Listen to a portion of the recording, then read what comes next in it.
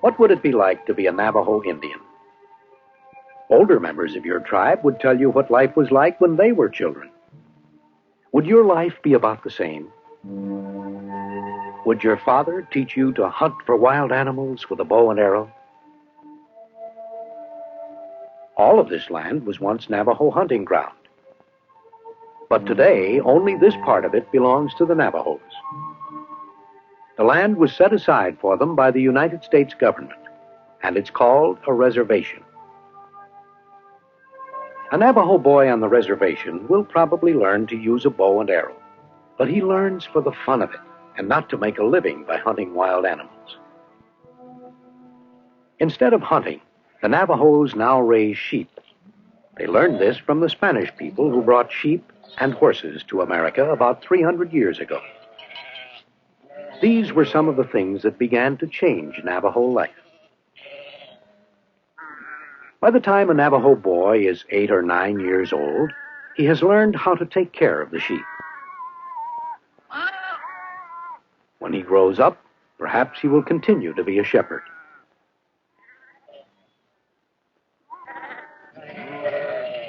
The sheep are used for food, and their wool is sold or woven into cloth. In this desert country, a flock of sheep must roam over a very large area to find enough plants to eat and enough water to drink. Most of the land is very dry, but there are places where the Navajos are able to grow corn and a few other crops.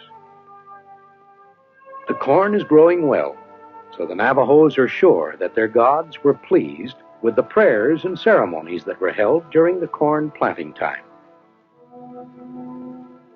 But farming is not usually a full-time job. Navajo men often take other jobs to add to their income. Some work in coal mines, others work in oil fields. Making silver jewelry is another way that Navajo men can add to their income. They learned how to do this from silversmiths who came from Mexico more than 100 years ago. Much of the jewelry is made to be sold to the tourists who visit the Navajo reservation. Navajo blankets and rugs are also sold to tourists.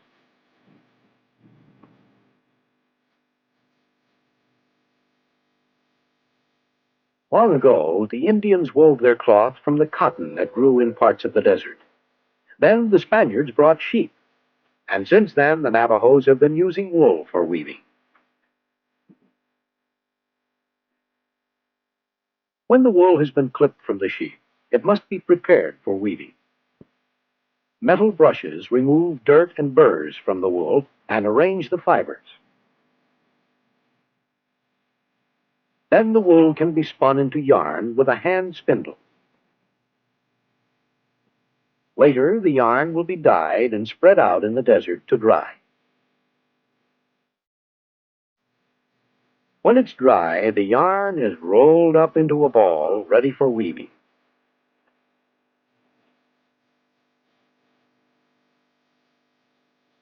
For many years, Navajo women made their own dyes, using the plants and minerals that they found in the desert. Now they often use dyes that have been made in a factory. When a woman is ready to start weaving, her husband usually helps her set up the big, heavy loom.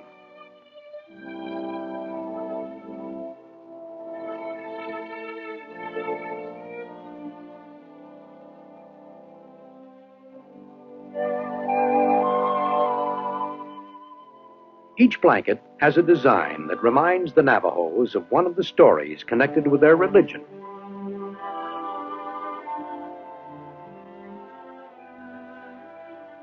Years ago, Navajo weavers would always leave a small hole in the center of each blanket. They believed that there were spirits who wanted to get through the small hole. But people would not pay full price for blankets with holes in them, so the Navajos no longer make them that way.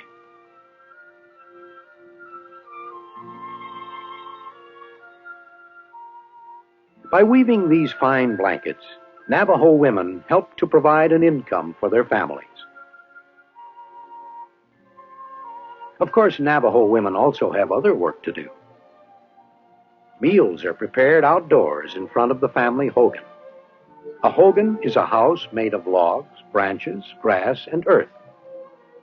The entrance always the dough while it bakes. When the cornbread is done, the rest of the dinner is ready too.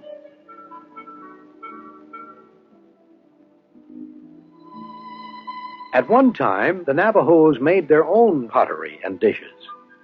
But now they usually buy dishes and metal pots made in factories.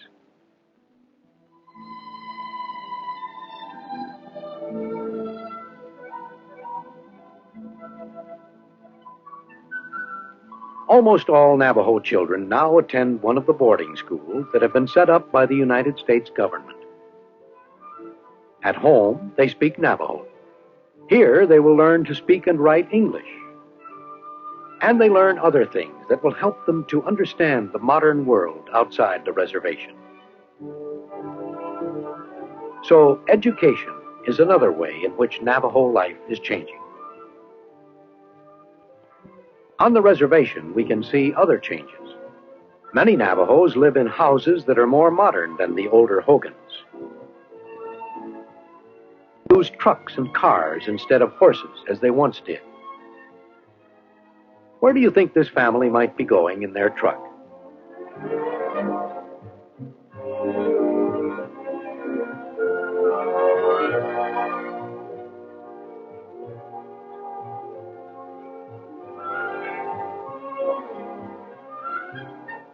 After traveling for several miles, Grandmother and her family are arriving at a trading post.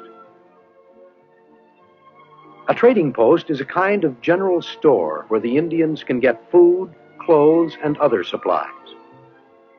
At certain times of the year, a family that raises sheep brings the wool to a trading post to sell it or exchange it for supplies. They also bring the blankets and jewelry they have made. This family has come to get some food supplies. The man who runs the trading post must have a license from the United States government. How will the family pay for their supplies if they have nothing with them to trade? Years ago, when this happened, members of the family would take off some of the jewelry they were wearing and leave it at the trading post until they could pay for the supplies. But now, Grandmother just signs her name and pays the bill later. She doesn't even need a credit card.